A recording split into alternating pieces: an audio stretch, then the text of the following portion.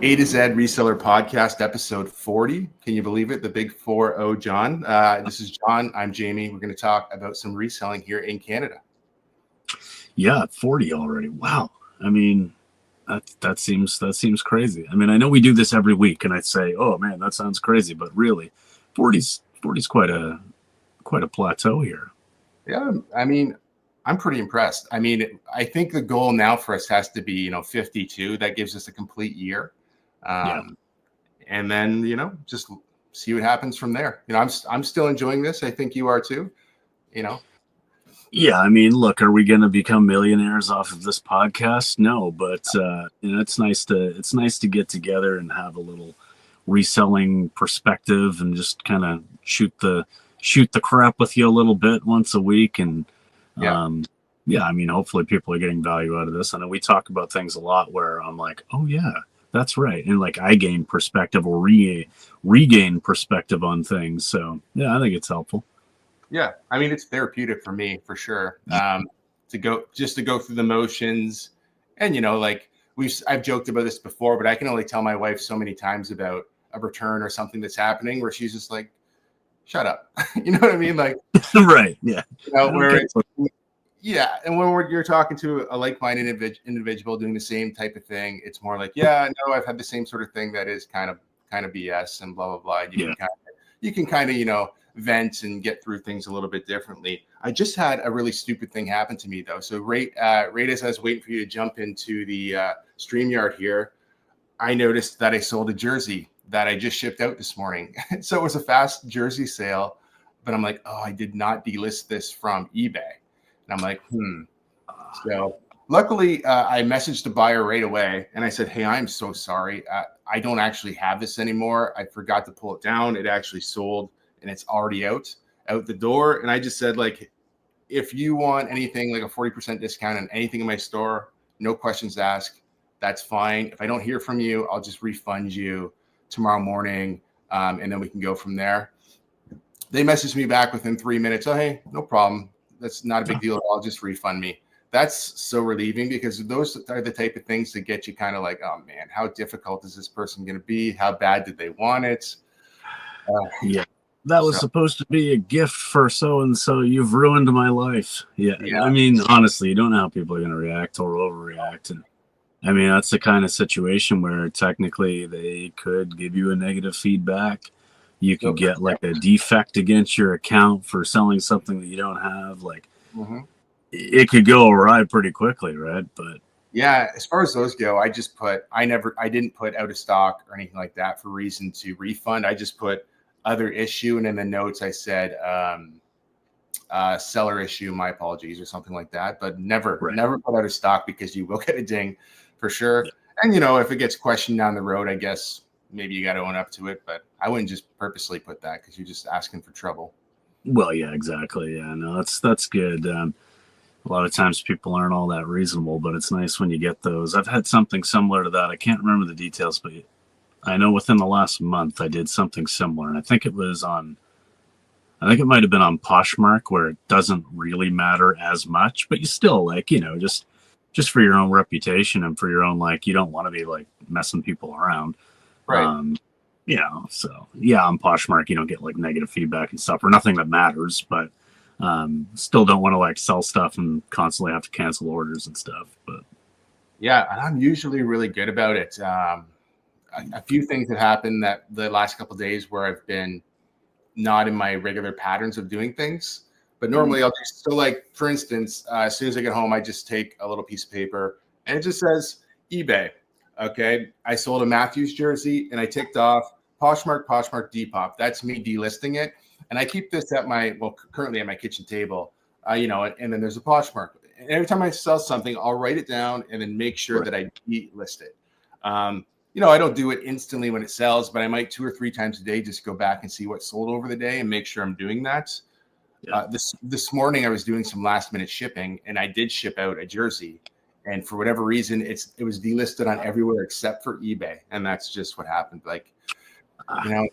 It'd be nice to automate that, but I don't know if I'd trust automation to delist my items because one of the things I can say that I don't love about, and I don't know if you've had this or not, or if you went back and looked, we talked about this before. I all the time will notice on Poshmark that I have duplicate items listed. And I know it's from Sidekick because when they do, and they sort of do like an end sell similar to get new things up. Right. I think every once in a while it glitches. It's not like every time it does it, but you'll get, 2 items up. And it's certainly not me relisting the item. So yeah, that's happened. And as far as the delisting goes, so I'm using the cross-listing side of that Sidekick tool now as well.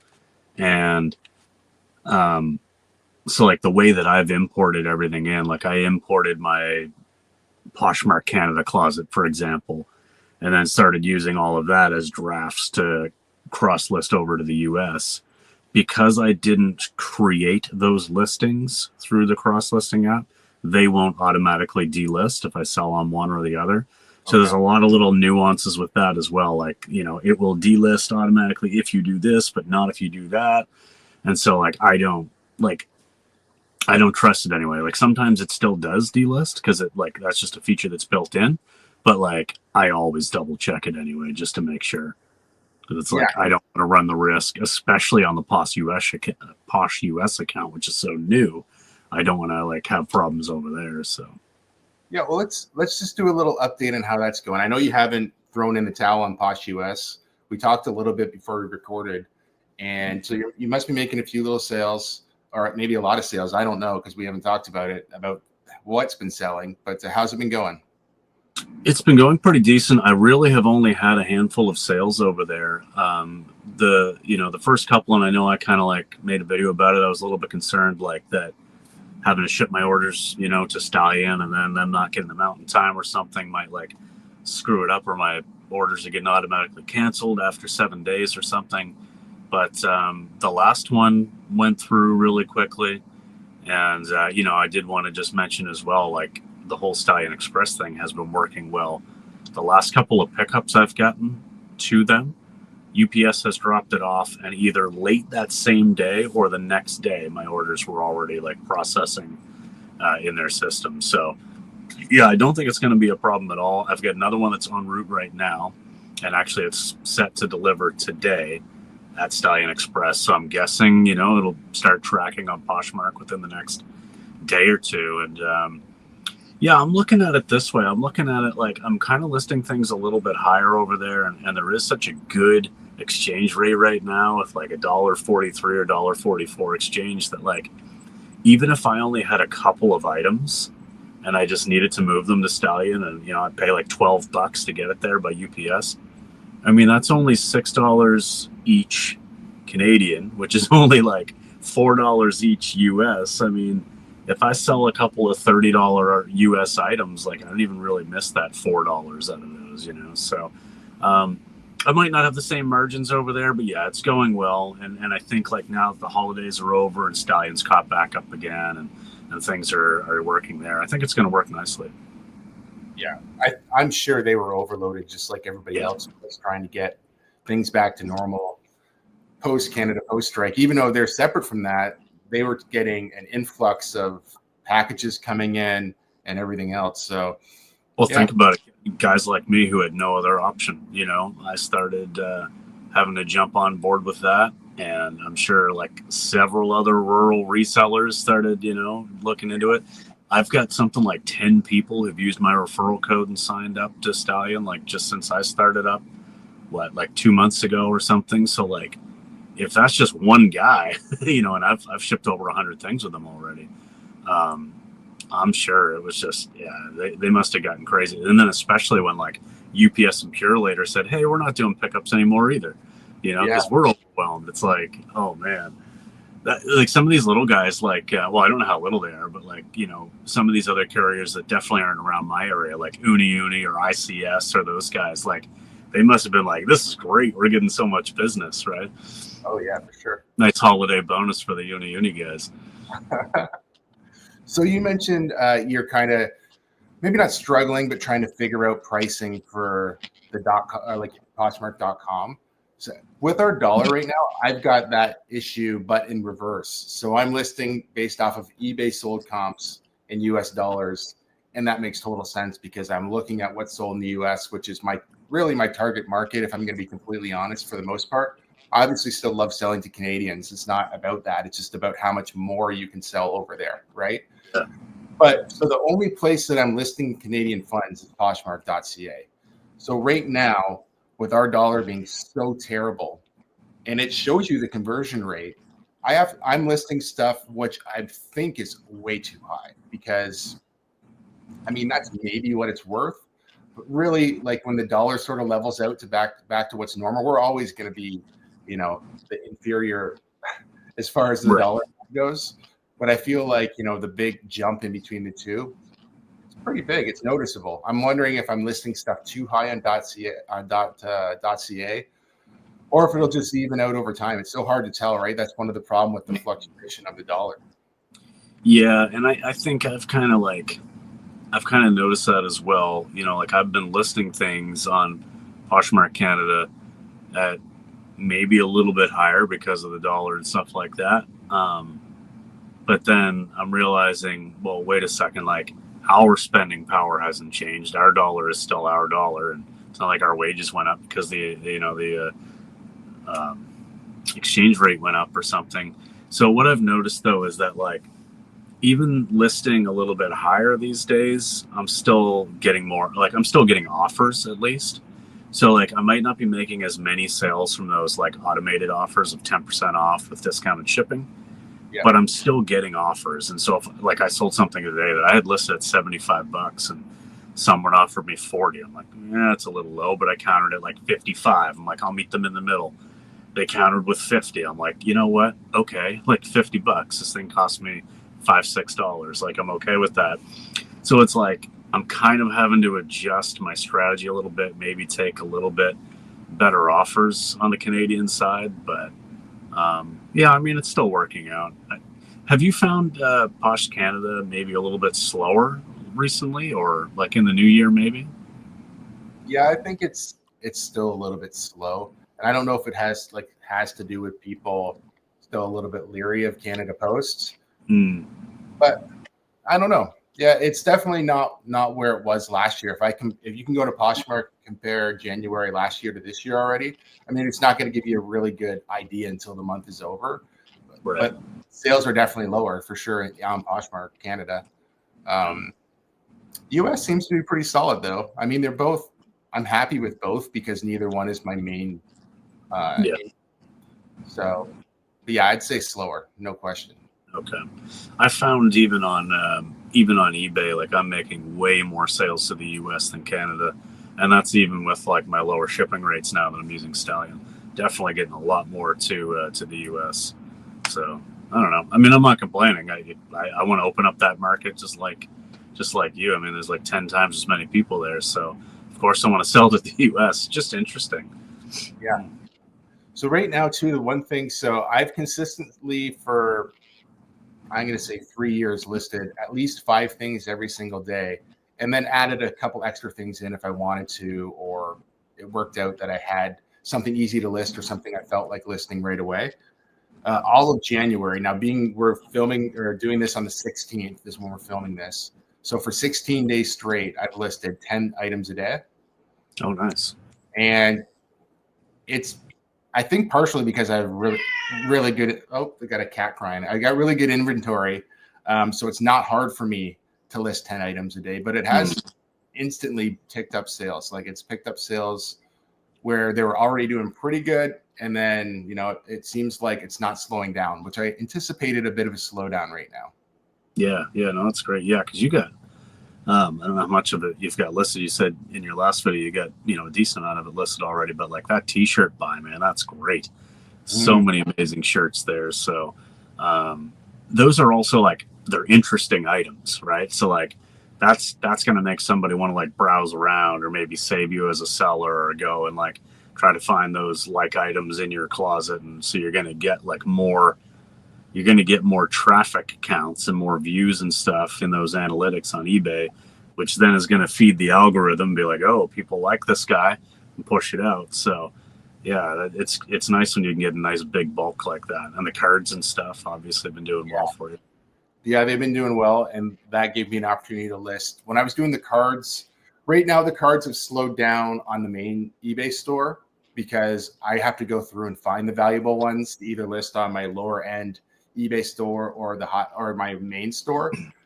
But yeah, I was just listing like 10, 20 a day, whatever I could sit here and go through, I would. I would only stop to list a couple clothing items or something like that, just so that Poshmark, got like some new items and stuff like that. But yeah, I mean, I've been feeding the machine, so to speak. You're right, and it's still doing pretty good. Yep, I haven't been listing as consistently. I haven't been getting out and sourcing as much over this last couple of weeks or so. But I did pick up some good stuff that I'm going to get listed over the next couple of days. But one of my main focuses I've been working on early this year, especially since as of this morning, I don't know if you saw it or not, but I saw the Nintendo update video come out talking about the Switch 2, like their whole reveal video about that. Nice. So that's confirmed and probably going to be like $650 in June or something like that I'm going to have to get. So what I've been doing the last little while anyway, and I was already planning on doing it, but even more so now that I saw this video today, is going through my personal collection of video games again and just doing another really good deep dive into that and like, realistically, what am I going to actually play here? What am I actually going to use? And like I had recently pick myself up that like Sega Game Gear lot and stuff and thought, hey, this was cool, and use it as a thumbnail and stuff. And then what has it done? It's sat on my shelf for 3 months collecting dust. And it's like, okay, I gotta stop. So I expect in the next 2 weeks, I'm going to have probably like a good, maybe even up to like $2,000 worth of like video game stuff hitting the store. I imagine that's going to spark some that's going to make the machine hungry. That'll feed the algorithm a little bit. That's amazing. Yeah, it's not a bad thing to do either. Like there's lots of times, I don't know. I like to collect things and I like things, but I'm also okay with letting things go. So I find myself, I will get really into something, but then I'm okay with selling it. I'm not necessarily, although it feels like I'm a hoarder sometimes because when you're buying stuff piles up. Right. I've always basically, when I was done with something, tried to flip it if I could. But yeah. So that's good. If you're coming kind of to terms of just keeping what you need or what you actually want to keep, you probably besides the nostalgic factor and the cool factor, you probably don't need all those games for sure if you've got like a hard drive full of the same thing. Well, yeah, that's just it. Especially the older stuff. That can be emulated, no problem at all. So yeah, it's more like, what am I realistically going to play in my lifetime? And does it need to be on my shelf collecting dust? Because honestly, it's not like if I ever got the hankering for something, I couldn't just buy it. If like 2 years down the road, I wanted to play one of those games that I sell in a month, and I'm like, oh no, like I'm not going to regret selling. I'm not going to be like, oh, this sucks because I sold that game 2 years ago. I'm just going to buy it. Like it's not a big deal. So I thought this would be fun to talk about. So this will be news to you, and when this comes out Friday afternoon, if anybody hasn't seen my Friday morning video, I'm going to show my return, the bobblehead return. So obviously you don't know what happened, but when this airs, that video will be out. So it came back. So here's how it played out. First of all, this was super irritating. So eBay gave me an extra 10 days to get it home from my PO box. It took 11 days. So eBay refunded the buyer on day 10. Even though on day 9 I called them and said, hey, what do I do here? And they said, just wait till after the 10th day, and then we can do a partial refund. They didn't even give me that option. They just totally refunded the person, left me hanging. Now I have to go through eBay seller protection. Okay, so I get the package back day 11. I pick it up from Stallion Express. I'm like, you got to be kidding me. So it's in a totally different box than I shipped it in. Okay, which is fine. It's just in an Amazon box, but it's loose in the box. The box is beaten to crap. The box is ripped open on the corner. You can peek in there without me even opening it, and you can see that there's no bubble wrap, no packing paper, nothing. It was just thrown loose in an oversized box. Wow. Came from Miami, Florida, all the way to New York, and then now to Ontario. So I opened it up on video, which, if you haven't seen the video, go back and watch my Friday video. So all these little card pieces inside are all loose and scattered all inside of it. There's extra box damage now. There's still wrapping paper from the Christmas presents attached to the box. They've also put, now we know from somebody who commented on a card buy, there's Scotch tape all over this thing now. So Scotch tape, that's the end of the world. It's going to ruin the box apparently.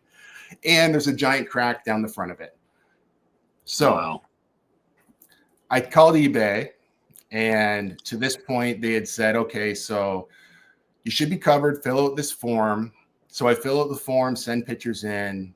And what happened is, because I have 2 different eBay accounts, eBay sent me the forms to the wrong email. So the first response I get back is, well, actually, if the person who owns this account could send an email, this isn't the same person. And I'm like, how annoying is this? You Right. talk on the phone. So I had to get a hold of somebody a second time and have them send me the same information. I just today got Count. I just got a thing today saying, I could have verified that it was sent to the right email. I just assumed that it was, and it wasn't. So I have to wait another 24 hours for them to respond. The other thing is, the agent I talked to said, message the person with photos of how you received it, just so that they're aware of it, because that's another way you can go through a seller's protection. Is there's just a different layer of it where you can do it through an agent if you don't get it resolved through the money back or the buyer's seller protection. So I guess I have 2 avenues of potentially getting my money still. But I'm like, wow, this is like so irresponsible. And then the person wanted to fight with me. They said, that's not the way I sent it back. I have photos of it. I'm like, okay, that's fine. Can you send me the photos? The photos they sent me were my own photos from the listing in my room, eBay. I'm just like, okay, whatever. I said to them, listen, I'm not upset with you. And I'm not saying you damaged this on purpose or you didn't personally damage this, but it got damaged in shipping because of the way that you packed it. I'm like, I'm not, nobody's going to come after you for money or anything like that. I'm just showing you this so that you can see what happened. And now I'm going to be out, to me, a good amount of money. And then they were like, okay, I'm so sorry this happened, blah, blah, blah. So they apologized, but at the same time, only because I said, I took my foot off of their throat. I'm sure it's the way they felt. Like, I'm not coming after the money, dude. I'm just telling you, this sucks. And this is what happened because you shipped it this way. So I don't know what's going to happen still. Maybe that's helpful to have that in a message like that, though, where it's not like they out and out say, yeah, my bad, I definitely effed this up. And it's not like they are explicitly saying, yes, I did this and I take full responsibility, which would probably help you in your claim, like with eBay. Yeah. But even having them respond in that kind of a way, like, okay, yeah, geez, sorry. Like, it shows that they're aware, and at least like not being like, if they remained combative after that and were just adamant, like, no, I didn't ship it like that, no, whatever. But it seems like they've conceded a little bit, and that might be enough, like, to tip the scales in your favor if eBay needs to like look at this for whatever reason, any closer. Yeah, I've only ever had one other issue where I've had to try to get like the eBay money back guarantee to come back and work for me. Yeah. And it was on a potential porch pirate or somebody just being terrible. It was like $1,000 projector. And I think I even did a video about it. It was a projector I got from an Amazon pallet, and it was delivered to their address, but they claimed they never got it. So at the end of the day, we both had to provide extra stuff and sign like sort of like an affidavit type thing saying that you're telling the truth. And then they gave us both our money. I assume the guy probably just kept it. I don't know. Maybe it gets stolen his thing. But it did have a scan and a signature from somebody. So, I mean, like, at the end of the day, what else can you do? If it's scanned and signed and delivered, like, how the hell could you do any more than that? You've done your part. Yeah. That's insane. So, yeah. So anyway, so with the bobbleheads, the saga continues apparently. Wow. But I honestly thought, okay, well, this sucks. And I'm trying to be a good sport about it, even though it's not a great return. And then I'm like, oh, this is like the only way this could be any worse is if like, I don't think it could be because it's just unsellable at this point. I don't think it's worse than that. I'd rather not have it back than have it back in pieces like this. Yeah. Oh, that sucks, man. Well, hopefully you at least get your funds back. I have found that when you call eBay and they say, okay, here's the time frame and don't worry about it, you'll be okay for this many days. It's annoying that is almost never the case. Like the fact they just automatically did it on day 10 anyway without like kind of living up to the expectation they set for you. That's really annoying. And I do find that they really are severely lacking in like, you know, being accountable for the things they tell you on the phone. Yeah.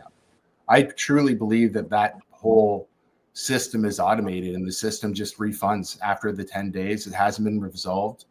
You know, I feel like the same thing happens sometimes when you try to appeal something and you get like a generic email back and you know it's a cookie cutter email. Nobody personally sent you your email, even though it says Steve from accounting or Steve from whatever. Like Steve didn't have that. There is no Steve. I've chat GPT before. Yeah. Oh, that's interesting. I had somebody open up a return request. Actually, I woke up this morning to a return request, but this one's on me. It was I had sold this vintage, what I had listed as a skirt. Okay. So anyway, they received it. It wasn't a big sale. It was like $30 or something. They received it. In the return request, it said, this is all stretched out, like it doesn't fit properly. Well, no wonder it doesn't fit properly. I listed it as a skirt. It's actually like a tube dress. So if you were wearing that down on your hips and it's all stretched out looking around like, you know, your front side and hips and stuff where there should be, you know, some breasts, of course it's going to look like it's all stretched out. That's not where it's meant to be. There's a drawstring in the front. It's meant to be, you know, at the chest and tied off. And I was just like, I'm sorry. Like, I can't even believe I just, you know, I listed that as a skirt. I know it's not a skirt. That's why it doesn't fit properly. So I just gave them a refund to close it out right away. There's no point in even trying to, like, get it back. I mean, their rates back to me from the US isn't going to be anywhere as cheap as it costs for me to send it to them. Like, it would have cost probably like $8 to send it through like the eBay label of the Canada Post tracked packet. Yeah. And guaranteed to get it back, it would cost me like $20 or more. So I only sold it for like $30. There'd be no point in even going that route and paying the return. Yeah. On this one, you're absolutely right, regardless. And taking ownership is the right thing to do anyway. And however, just keep in mind that you can create a return label through Stallion Express and send it back to your PO box. And then it winds up being all within the US. And to courier it back to yourself will cost you about $5. So you have to factor all that in, just so you know, on an item that you're like, oh, I don't know. You know, it is an option if you want to get it back and you don't want to totally. Well, I don't know. I'm a little concerned that the courier back to me might be more than that because where I am out in rural Nova Scotia. So I'm thinking it's, you know, like, because if I book a pickup through UPS on Stallion, the cheapest I've seen is like, you know, for like one small item would be like $10-11. So I'm guessing that's probably about the minimum it would cost to get it back. So I did think about that, thinking like, oh, okay, it might actually be cheaper. But I still thought, well, even if it was only like, say, $8 plus the $8 I originally spent to send it to them that I'm now refunding. I mean, there's like $16 plus my cost of the goods. I can only sell it for like $30. Well, wasn't worth it. Let's do an experiment. It's not really going to cost us too much. I'm going to send something to your PO box in the US through Stallion Express. You don't even ever have to actually accept it and bring it back to you if you don't want to, if it's too much money. But that'll be a way for you to figure out how much it's worth. And then we can share it here because there might be other people who are in the same situation where, you know, because it is a question mark. I can tell you, like, whether it's a little pin in a package or that bobblehead set, it was $4.99. That's what I had to pay no matter what. Yeah. Okay. It might be That's a great experiment. So yeah, actually, if you don't mind, that would be awesome. And obviously, I'll cover any costs you incur, but that will definitely help out, because then I'll know what to expect if I'm ever faced with that again. Yeah, for sure. Yeah. All right. So we're like 30 minutes in. Let's jump into sale of the week. All right. Me first or you first? Yeah, I can go first. Yeah. So I sold a baseball card, and I actually was very surprised. So I was like, I got an offer for a good amount of money, and I looked at it and I'm like, is this even my card, or is somebody sending me an offer? I kind of forgot about this one. I listed this one early on, I think. And I actually had to look and just double check to make sure, because I've had before where people have sent me offers like that, and I'm like, I thought it was a first sale, and it was actually somebody sending me something, regardless. All of a sudden you've bought something. You're like, oh crap, yeah. That's not what I meant to do. Yeah. So it's an Eddie Murray, not Eddie Murphy. That's a totally different person. Yeah. It's a throwback Orioles card. Okay. It's an autograph card from 2023. I had it listed apparently for $205, and I got an offer for 175 USD. And I'm like, wait a minute, what is this? And then I look, I'm like, I have this for sale. Do I? And I'm like, you know what? 175. Yeah, for sure. It is a 1-of-1 card, which is why it's worth a good amount of money. Probably the right person would pay 205, but why wouldn't I sell it for 175? For me, that's still worth it. I still have a good handful of cards that are, in that price range that are in a box just waiting to be sold. This one, like I said, I totally forgot about. So it's a good thing to forget about. Happy with this sale for sure. Yeah, you got to love it. And I remember Eddie Murray. He was a great hitter. And right away when you said that, I was like, yeah, he was on the Orioles. Yeah, no, that's cool, man. Cool. And it is going to Baltimore too. So it's actually going to a fan, not somebody. Well, maybe still somebody who wants to resell it again or keep it for more money. But I'm like, it's going to Baltimore. That's cool. That's definitely a fan. Yeah, no, for sure. No, that's awesome. That's a good sale.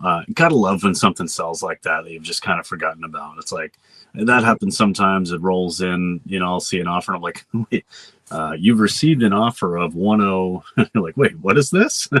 Yeah. What do I have for sale for that much money? All right. So my sale of the week is it's a redeeming sale. It's a sale of redemption, because one of the things that I absolutely despise, and I'm just going to vent it here for a second, is when you make a sale, someone sends you an offer, you accept the offer, and then immediately they cancel because they say, oh, ordered by mistake.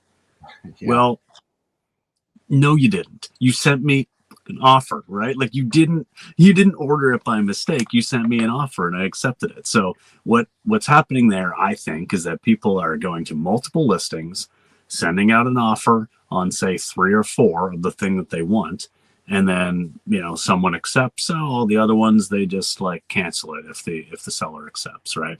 Oh, ordered by mistake. So anyway, there's my rant.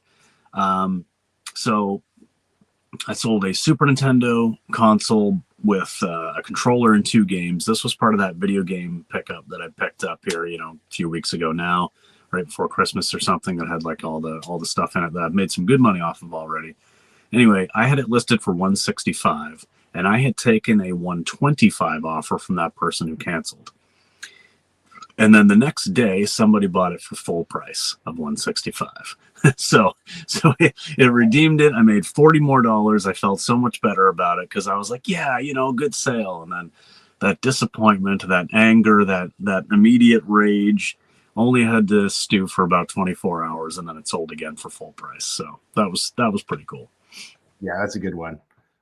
Yeah, I've had similar things happen before too. I've recently had somebody lowball me aggressively on Poshmark for something, and to the point where I wanted to decline. I know on Poshmark you can decline and it doesn't do the same type of voodoo as eBay does to you, but I'm like, whatever, I'll just counter at a ridiculous like no % off. So this person did this to me for all like half of a day, and then the very next morning somebody bought it full price on eBay, and I'm like, yeah, I can't wait to take that listing down.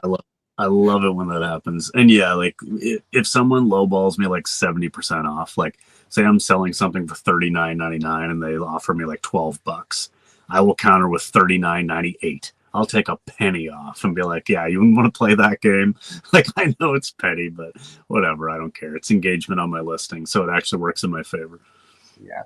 Well, I don't think it's like, I think you and I are very similar to where we'll accept offers and even take sometimes pretty aggressive offers, but not a 75% off offer. Like, that's crazy. Yeah, like that's not a starting point, right? You know, if you've had something forever and somebody offers you 50% off and you're like, you know what, I just want this thing out of here, I think we'd both sell it, right? Unless it's some crazy long tail item that you know you'll get a lot of money eventually. Most things like, yeah, this sweater, I've had it forever. Sure, take it, right? I've had that happen plenty of times where it's like, oh, this person probably expects me to counter, and you know, we land somewhere around 30% off, and I'm just like, no, you can have it. Like, please take this from me. I don't ever want to look at it again. So yeah, sometimes. So I guess you never know. Like as a buyer, if you're going out there and sending out aggressive offers, I mean, it's a numbers game. You never know. Like, but it can be a little bit insulting if it's too low for sure. So I like to engage them in the back and forth, and I'll drop my price 1 penny at a time. I had a weird message the other day on Poshmark Canada, and I was just in a mood where I think anything would have set me off, and I would have been a little bit grouchy for some reason. It was just one of those days, you know. And this person said to me, "How much would this be in USD?" And I'm like, I don't know. It's $28 Canadian. I know that's probably about $20 US. I'm not even gonna humor you in that. You could Google that. There's a million ways. This is also Poshmark Canada. So I'm just like, I don't know if you're from the US, but this is also listed on Poshmark.com. If you're interested, find my store. No, just why can't you answer my question is what they answer back with. And I'm just like, no, I'm sorry. Like, I don't know. I just stopped talking to him. I thought about blocking the account. And then it's funny because after I'm like, why, you know, I probably could have been nicer and try to get the sale, but I'm like, what? And then he said he was from Drumbo or something like that, which he said he was from Canada anyway, in another message. And I'm just like, why are you asking how much this is in US? It doesn't even make sense. Then who cares, you know? Yeah, something so stupid to get wound up about, but I'm just like, no, like, this isn't, why are you asking questions that have nothing to do with the actual listing? It's like a time waste. It is. And honestly, like, I find that kind of thing happens whether it's in reselling or whether it's like in you know YouTube comments or whatever else. It's sometimes you have people who spend more time asking you a question or hounding you to get, you know, some piece of information than it would take them to just look it up for themselves. And honestly, like, I'm not that busy of a guy, but I value my time. Like, I don't work for you. Like, I don't need to answer this question for you. You can go on the internet, which you're already on, and find out what $28 is in US money. Like, why are you asking me? You have the power to do this for yourself. Like, I'm not your employee. John, how many rupees is this? I have 4 rupees. Will you take that? No. Yeah, sure, man. Like, why not? Yeah, no, it's just interesting. So it's more like when stuff like that happens to me, that's more of me just reacting to just humans in general. It's not even about the subject matter. It's annoying, and yeah, I don't let it bother me too much, but sometimes I'm just like, why are you even spending more time asking me than you could just figure this out for yourself? You are on the internet. I'm pretty good normally at not letting like people who are, I don't know if they're like trolling you or like just don't engage in a lot of that. But for that day, for whatever reason, like I literally had to stop. I'm like, I got to stop messaging this person. It's making me angry, and they're clearly not going to buy this hat. So why am I even bothering? Yeah. Actually, I had a somewhat similar situation the other day. I was going to buy a TV off Marketplace, and I messaged this person, and we had a plan. I was going to go there. We're filming this on a Thursday. I was going to go there Monday evening after work, pick it up. I was going to be in town anyway. It was all set to go. And then she messaged me a little while later and said, sorry, this sold to somebody local. I'm like, ooh. So my initial reaction was, I'm going to freak the F out because this is just really annoying, right? But then I realized that I looked at her Facebook profile and stuff, and I realized she was actually like a very old woman. So I'm almost like, okay, well, I can't freak out at this person. But it is, still like aggravating when you make a plan with somebody, and it's disappointing to know that you assumed you had a plan and then they sell it out from under you. But yeah, that was a little test of my patience though, because it was a really good deal. And we need another TV for a certain area of our house, and it's like, oh, this is perfect. I was so excited for it, and what do you do? Yeah, I've noticed people in my area will do things where they will sort of be like open to offers, and they're just like, who will give me the most money for this? Have you seen that in your area on Facebook or Marketplace, I guess? Yeah, well, I kind of think that's what happened in this case with this TV. I think somebody else was like, hey, and she was probably like, oh, someone's coming for it this evening, and they were probably like, you know what, I'll give you, $50 more or something, and if I can come right now. And so it was probably a case like that. But yeah, there've been, even actually with this video game buy that I picked up recently, even that seller was like, okay, there's no holds. I'm like, okay, but I'm a half an hour away, so like, don't make me waste my time if you're just gonna sell it to the first person who shows up at your door. Like, yeah.